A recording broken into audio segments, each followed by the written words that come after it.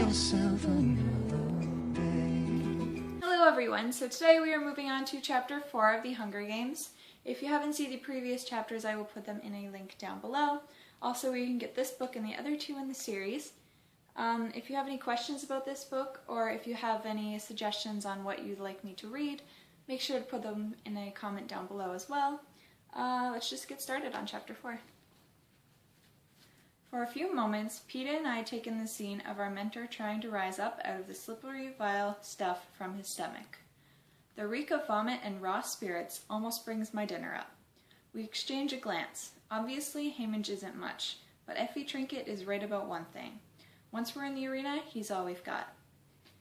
As if by some unspoken agreement, Peeta and I each take one of Haymitch's arms and help him to his feet. I tripped, Haymitch asks. Smells bad. He wipes his hand on his nose, smearing his face with vomit. Let's get you back to your room, says Peeta. Clean me up a bit. We half lead, half carry Haymitch back to his compartment. Since we can't exactly set him down on the embroidered bedspread, we haul him into the bathtub and turn the shower on him. He hardly notices. It's okay, Peeta says to me. I'll take it from here. I can't help feeling a little grateful, since the last thing I want to do is strip down Haymitch, wash the vomit out of his chest hair, and tuck him into bed. Possibly Peeta is trying to make a good impression on him, to be his favorite once the games begin. But judging by the state he's in, Haymitch will have no memory of this tomorrow. All right, I say. I can send one of the Capitol people to help you. There's any number on the train. Cooking for us. Waiting on us. Guarding us. Taking care of us is their job. No, I don't want them, Peeta says. I nod and head to my own room. I understand how Peeta feels. I can't stand the sight of the Capitol people myself, but making them deal with Haymitch might be a small form of revenge.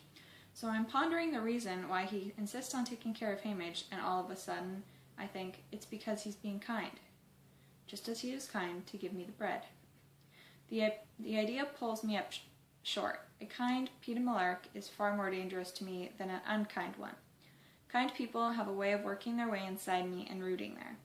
And I can't let Peeta do this. Not where we're going. So I decide from this moment on to have as little as possible to do with the baker's son. When I get back to my room, the train is pausing at a platform to refuel. I quickly open the window, toss the cookies Peeta's father gave me out of the train, and slam the glass shut. No more. No more of either of them. Unfortunately, the packet of cookies hits the ground and bursts open into a patch of dandelions by the tracks. I only see the image for a moment, because the train is off again, but it's enough. Enough to remind me of that other dandelion in the schoolyard years ago. I had just turned away from Peeta Malark's bruised face when I saw the dandelion, and I knew hope wasn't lost. I plucked it carefully and hurried home. I grabbed a bucket of Prim's hand and headed to the meadow, and yes, it was dotted with golden-headed weeds. After we'd harvested those, we scrounged along inside the fence for possibly a mile until we filled the bucket with dandelion greens, stems, and flowers. That night, we gorged ourselves on dandelion salad and the rest of the bakery bread. What else? Prim asked me. What other food can we find? All kinds of things, I promised her. I just have to remember them. My mother had a book she brought with her from the apothecary shop. The pages were made out of old parchment and covered in ink drawings of plants. Neat handwritten blocks told their names, where to gather them, when they came in bloom, their medical uses, but my father added other entries into the book. Plants for eating, not healing. Dandelions, pokeweed, wild onions, pines. Prim and I spent the rest of the night poring over those pages. The next day, we were off to school. For a while, I hung around the edges of the meadow. But finally, I worked up the courage to go under the fence. It was the first time I'd been there alone, without my father's weapons to protect me. But I retrieved the small bow and the arrows he'd made me from a hollow tree. I probably didn't go more than 20 yards into the woods that day. Most of the time, I perched up in the branches of an old oak, hoping for game to come by. After several hours, I had the good luck to kill a rabbit. I'd shot a few rabbits before, with my father's guidance, but this I'd done on my own. We hadn't had meat in months. The sight of a rabbit seemed to stir something in my mother. She roused herself, skinned the carcass, and made a stew with the meat and some more greens Prim had gathered. Then she acted confused and went back to bed. But when the stew was done, we made her eat a bowl. The woods became our savior, and each day I went a bit farther into its arms. It was slow going at first, but I was determined to feed us. I stole eggs from nests, caught fish in nets, sometimes managed to shoot a squirrel or rabbit for stew, and gathered the various plants that sprung up beneath my feet. Plants are tricky. Many are edible, but one false mouthful and you're dead. I checked and double-checked the plants I harvested with my father's pictures. I kept us alive. Any sight of danger, a distant howl, the inexplicable break of a branch sent me flying back to the fence at first. Then I began to risk climbing trees to escape the wild dogs that quickly got bored and moved on. Bears and cats lived deeper in, perhaps disliking the sooty reek of our district.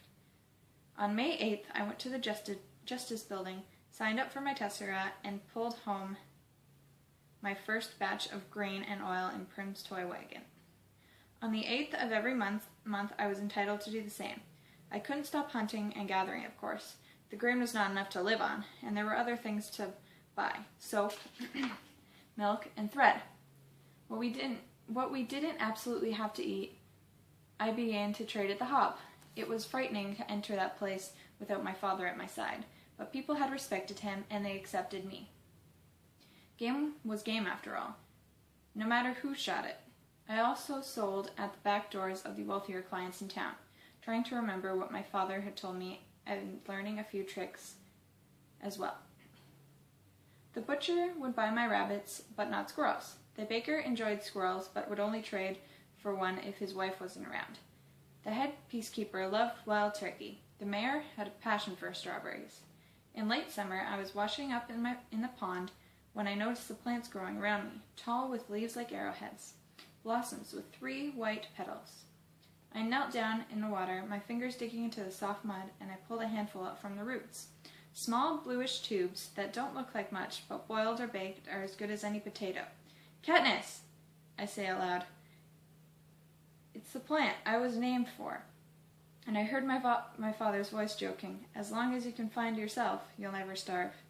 I spent hours stirring in the pond bed with my toes and stick, gathering the tubes that floated to the top. That night, we feasted on fish and Katniss roots until we were all, for the first time in months, full. Slowly, my mother returned to us. She began to clean and cook and preserve some of the food I brought in for winter. People traded us or paid money for her medical remedies. One day I heard her singing. Prim was thrilled to have her back, but I kept watching, waiting for her to disappear on us again.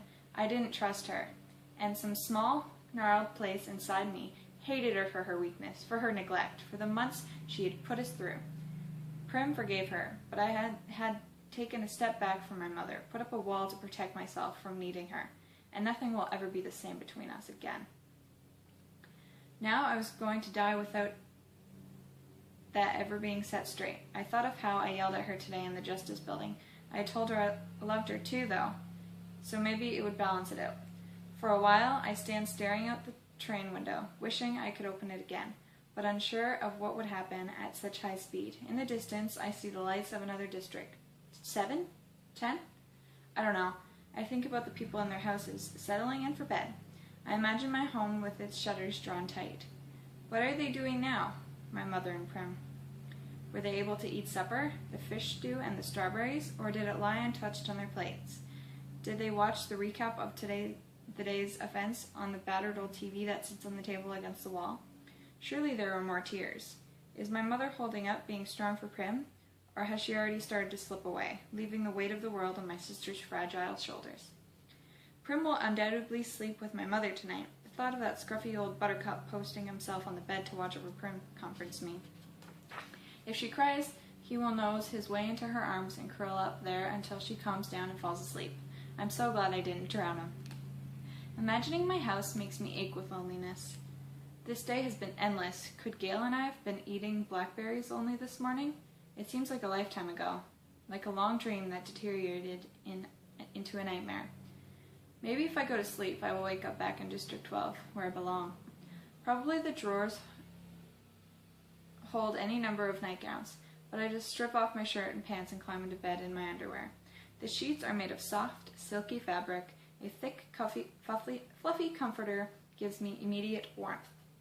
If I'm going to cry, now is the time to do it. By morning, I'll be able to wash the damage done by my tears from my face. But no tears come. I'm too tired and too numb to cry.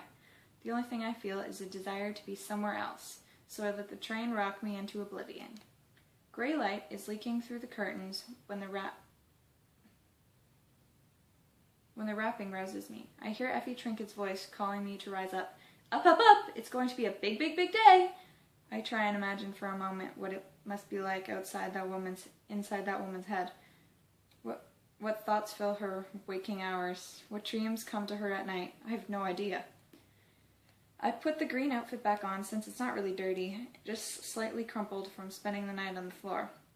My fingers trace the circles around the little gold mockingjay, and I think of the woods, and of my father, and of my mother, and Prim waking up, having to get on with things. I slept in the elaborate braided hair my mother did for the reaping, and it doesn't look too bad, so I just leave it up. It doesn't matter. We can't be far from the capital now, and once we reach the city, my stylist will dictate my look for the opening ceremonies tonight anyway. I just hope I get one who doesn't think nudity is the last effort in fashion. As I enter the dining car, Effie Trinket brushes by me with a cup of black coffee. She's muttering obscenities under her breath. Hamish, his face puffy and red from the previous day's indulges, is chuckling. Peter holds a roll and looks somewhat embarrassed. Sit down, Hamish says, waving me over. The moment I slide into my chair, I'm nervous. I'm served an enormous platter of food. Eggs, ham, piles of fried potatoes, a turn of fruit slices in ice to keep it chilled. The basket of rolls they set before me would keep my family going for a week. There's an elegant glass of orange juice. At least, I think it's orange juice. I've only ever tasted an orange once, at New Year's when my father bought one as a special treat. A cup of coffee. My mother adores coffee, which we could almost never afford, but it only tastes bitter and thin to me. A rich brown cup of something I've never seen. They call it hot chocolate, says Peta. It's good. I take a sip of the hot, sweet, creamy liquid, and a shudder runs through me. Even though the rest of the meal beckons, I ignore it until I've drained my cup. Then I stuff down every mouthful I can hold, which is a substantial amount, being careful not to overdo it on the richest stuff. One time, my mother told me that I always eat like I'll never see food again, and I said I won't unless I bring it home. That shut her up. When my stomach feels like it's about to split open, I lean back and take in my breakfast companions. Peta is still eating, breaking off bits of roll and dipping them into the hot chocolate. Hamish hasn't paid much attention to the platter, but he's knocking back a glass of red juice that he keeps thinning with a clear liquid from a bottle. Judging by the fumes, it's some kind of spirit. I don't know Hamish, but I've never seen him that often in the hop, tossing handfuls of money on the counter of the woman who sells white liquor. He'll be incoherent by the time we reach the capital. I realize I detest Hamish. No wonder the District 12 tributes never stand a chance. It isn't just that we've been underfed and lack training. Some of our tributes have still been strong enough to make a good go of it. But we rarely get sponsors, and he's a big part of the reason why. The rich people who back tributes, either because they're betting on them or simply for the bragging rights of picking a winner. Expect someone classier than Hamish to deal with. So you're supposed to give us advice? I say in Hamish. Here's some advice. Stay alive, says Hamish, and then bursts out laughing. I exchange a look with Peter before I remember him having nothing more to do with him. I'm surprised to see the hardness in his eyes. He generally seems so mild. It's very funny, Peter says. Suddenly he lashes out at the glass in Hamish's hands. It shatters on the floor, sending the blood-red liquid running toward the back of the train. Only not to us. Hamish considers this for a moment, then punches Peter in the jaw, knocking him from his chair. When he turns back to reach for the spirits, I drive a knife into the table between his hand and the bottle, barely missing his fingers. I brace myself to deflect his hit, but it doesn't come. Instead, he sits back and squints at us. Well, what's this? Says Hamish. Did I actually get a pair of fighters this year? Peter rises from the floor and scoops up a handful of ice from under the fruit tureen. He starts to raise it to the red mark on his jaw. No, says Hamish, stopping him. Let the bruise show. The audience will think you've mixed up with another tribute before you've even made it to the arena. That's against the rules, says Peter.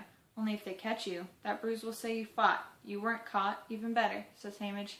He turns to me. Can you hit anything with a knife besides a table? Sorry, guys. The bow and arrow is my weapon, but I've spent a far amount of time throwing knives as well. Sometimes, if I've wounded an animal with an arrow, it's better to get a knife into it, too, before I approach it. I realize that if I want Hamish's attention, this is my moment to make an impression. I yank the knife out of the table, get a grip on the blade, and then throw it into the wall across the room. I was actually just hoping to get a good solid stick, but it lodges in the seam between the two panels, making me look a lot better than I am. Stand over here, the both of you, says Hamish, nodding to the middle of the room. We obey, and he circles us, prodding us like animals at times, checking our muscles, examining our faces. Well, you're not entirely hopeless. Seems fit. And once the stylists get a hold of you, you'll be attractive enough. Peeta and I don't question this. The Hunger Games aren't a beauty contest, but the best-looking tributes always seem to pull more sponsors. All right, I'll make a deal with you. You don't interfere with my drinking, and I'll stay sober enough to help you, says Hamish. But you have to do exactly what I say. It's not much of a deal, but still a giant step forward from 10 minutes ago when we had no guide at all. Fine, says Peeta. So help us, I say. When we get to the arena, what's the best strategy at the cornucopia for someone? One thing at a time. In a few minutes, we'll be pulling into the station. You'll be put into your hands of the stylist. You're not going to like what they do to you, but no matter what it is, don't resist, says Hamish. But, I begin. No buts. Don't resist, says Hamish.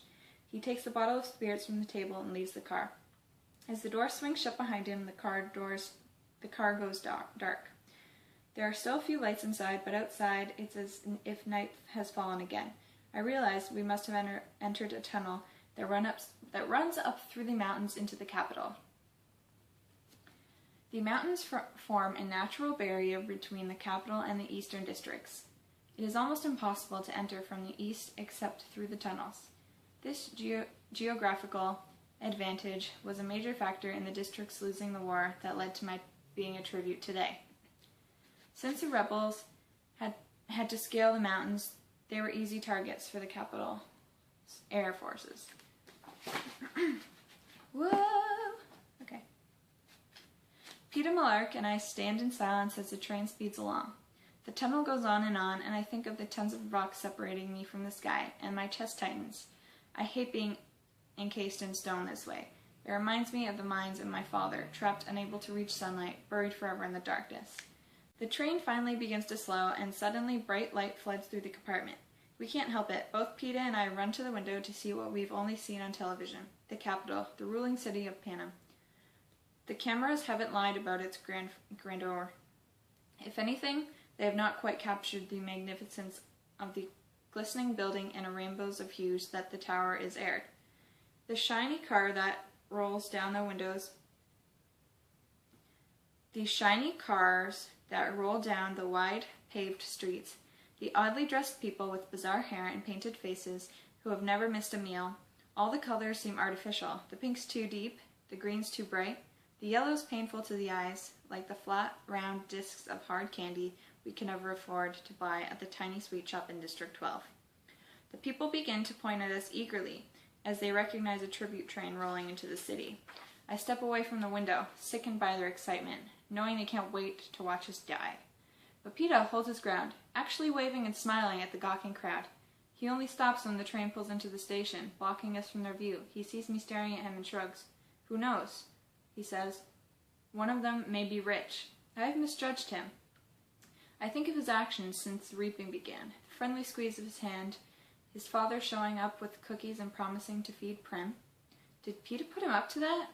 His tears at the station, volunteering to wash Hamish, but then challenging him this morning when apparently the nice guy approach had failed. And now the waving out the window? Already trying to win the crowd. All of the pieces are still fitting together.